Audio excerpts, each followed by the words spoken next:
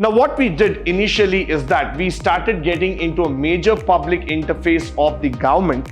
The literacy rate has gone up by almost 30% compared to that what we were during the pre-independence era, when it is being told with a greater amount of example, evidence and simplicity. That's the reason how a citizen's charter would definitely become successful.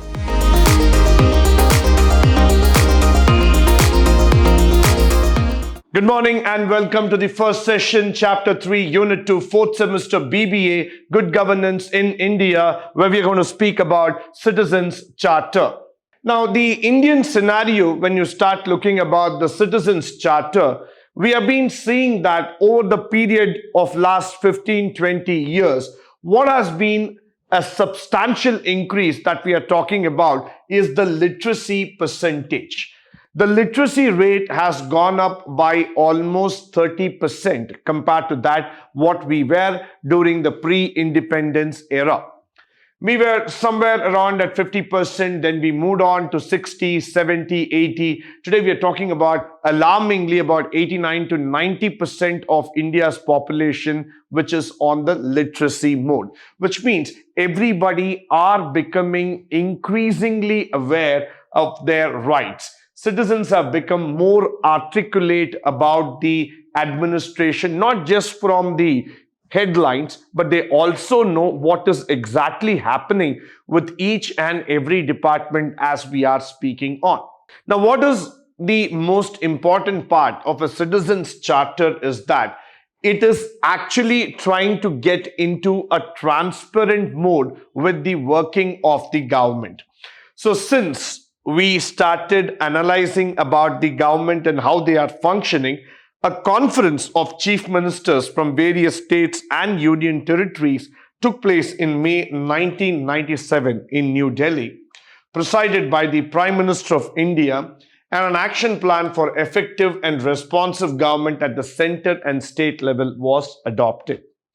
Now, if you look at the concept of Citizens' Charter, it is more about a participative government where the citizens want to get involved at the transaction, at the conceptual, and also at the implementation level.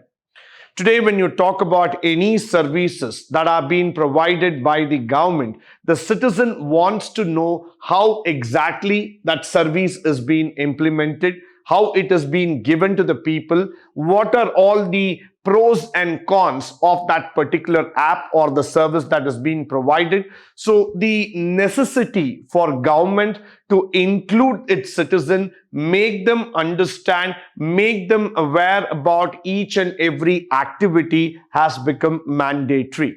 So after this conference, which took place in May 1997, this became a compulsory process through which we drew the Citizens' Charter Act. Followed by which, one of the major decisions that came out of the conference was the central and state governments would formulate a citizens' charter. A charter, which means to say that it is going to be an official document which is going to be signed, sanctioned by the highest level of authority, and that is going to have a large public interface, which means to say that now the government is going to get exposed to the public. So everybody is going to become a part of the application.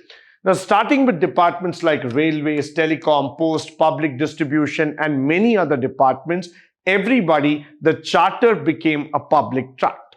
Now, moving forward, the standards of service as well as the time limits that the public can reasonably expect for the service delivery, avenues of grievance redressal, and the provisions were also made public. Now, for example, today when we talk about IRCTC, our well-known app for the railway ticket booking, moment you book the ticket, you get an acknowledgement receipt in the form of a message stating that your ticket booking is confirmed with the seat number, the coach, the compartment, and other details. Now, that's exactly where you start seeing a responsive action taken by the government, especially by the Ministry of Railways, where they want to keep their passengers, their customers informed about each and every transaction that is being done through their app, which means to say that I'm going to involve the public who are going to use my application, make them aware about the process, make them inform about how a transaction happens, how a ticket is booked, how a ticket is cancelled, if there is going to be a refund, if there is going to be a change in time. Every single piece of information will be available to you at the right time, at the right place, so that the public knows exactly how things are moving forward in terms of the application. That's exactly what you see, that the citizen involvement and the consumer groups coming into picture. Followed by which you'll also see that the Department of Administrative Reforms and Grievances in the Government of India, the short form is DARPG, initiated the task of coordinating, formulating, operationalization of the citizens' charters altogether. Now, when I talk about the operation part of it, there were guidelines that were well defined and listed, talking about the do's and don'ts of the community, which was translated and which was circulated among the public. Moment you draw a charter, it is also necessary for you here to make the public understand about the pros and cons, the do's and don'ts. So what is very important in a citizen's charter is the communication aspect at the beginning. You need to make it very clear to all the citizens of the country what is the purpose of the app. Why are you developing an app of that nature? What can the app do in terms of its activity? So what we are trying to bring in is bring out a very, very focused and effective charters for the formulation. The government agencies as well as the center and state were advised to constitute a task force for the representation of the users, starting from the senior management and the cutting edge staff altogether. So what are we actually trying to talk about here is that we are trying to involve every level of hierarchy in the government towards bringing in a transparent, efficient and a responsible government that will be able to handle the queries of the customers at any given point of time. So the aim of a citizen's charter is to present the government in the most transparent and accessible form so that everybody comes to know what is happening behind the screen.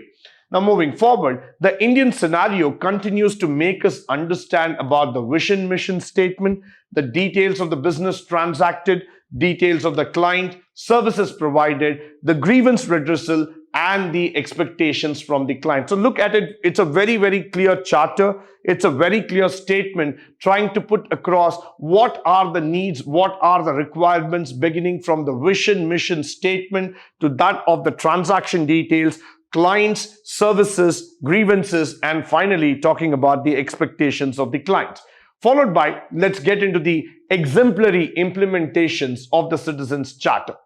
Now, what we did initially is that we started getting into a major public interface of the government where we started talking about establishing a new phase of democracy, and that is getting away from the bureaucracy model. We also created a role model that can be replicated in other sectors and area. The banking sector was identified for the purpose in keeping in view about the economic reforms that are being taking place, and plus also we added up an exemplary customer service so that this application becomes true.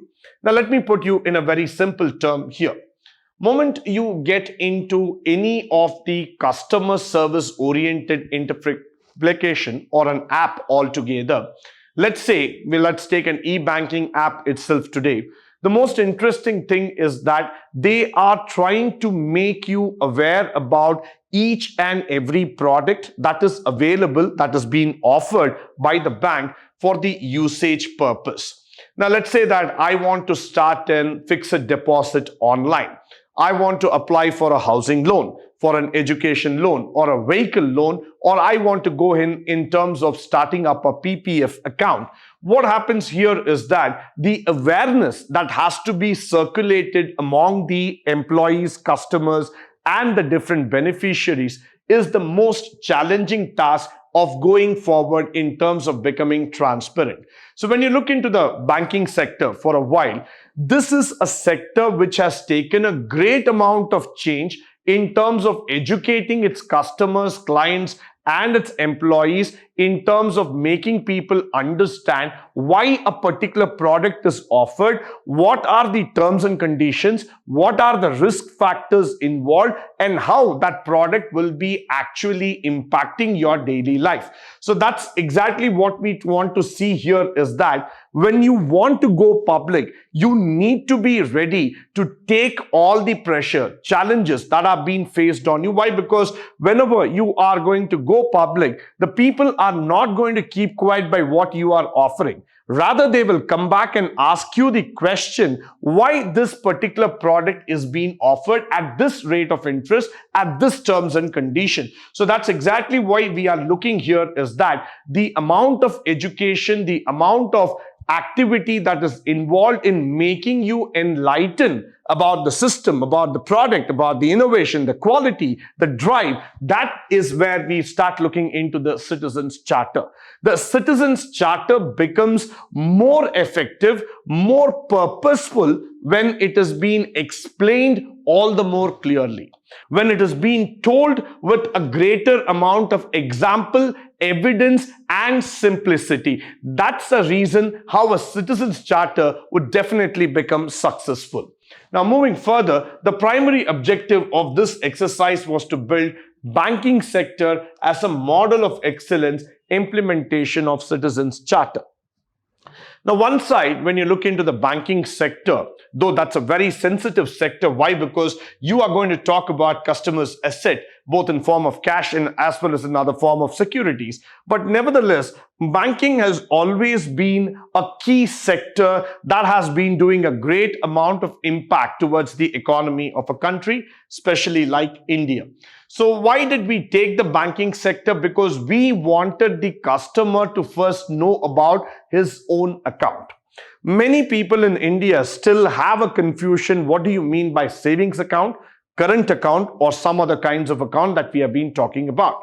But nevertheless, the banks have always taken that step forward in terms of making their customers getting aware, getting them understand on the page that, this is your savings account, this is your current account, this is what we mean by an overdraft and other facilities.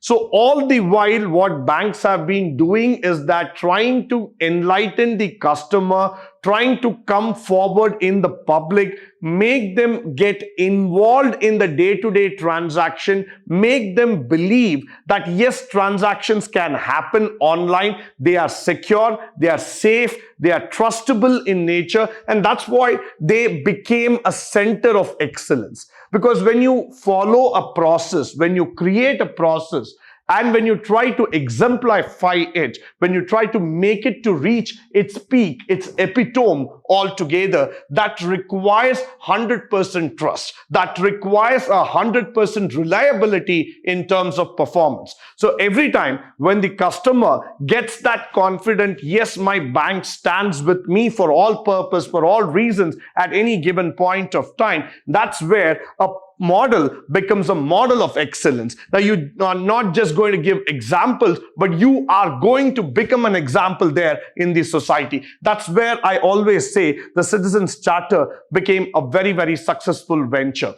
So banks like Punjab and Sindh Bank, or when you talk about Punjab National Bank, or when you talk about Oriental Bank of Commerce, all these banks were selected for the hand-holding exercise which was happening during the time period of 2000, and following which the Citizens Charters were also discussed and implemented. Now, the stakeholder involvement is very, very important. Deployment of Citizens Charter at all level with the staff, especially employees at the cutting edge level. Creation of awareness about the charter. Specialized training that was given to the employees to make them understand about the concept. Now, in India, the basic level of making a citizen getting aware about how things are happening has to start at the home level, at the home ground. It's always a proverb in English that I need to tell here, where we say that it's in a very, very simple way. Charity begins at home. So similarly, knowledge begins at your base. First of all, the bank has to make their employees understand the products and the solutions that they are giving so that they will be able to enlighten the customers in the long run. Followed by which we are going to talk about the evaluation. The evaluation was carried out by the DARPG, Department Consumer Coordination, and an NGO in 1998. The results were quite encouraging, giving a very, very nascent stage of this initiative. A brief questionnaire was formed, so we were able to understand the customer is interested in this kind of an activity. Plus, it is able to help them in an in-house evaluation to find out, yes, the customer wants to be a part of this process. Now, every time the government of India initially started thinking that will this be a success? Will the customer come out of his shell and try to understand the process of accessibility, transformation that's going on? But nevertheless, Indians have always accepted change. They always felt that this is the right time for us to move forward with the digital pace and technology going forward.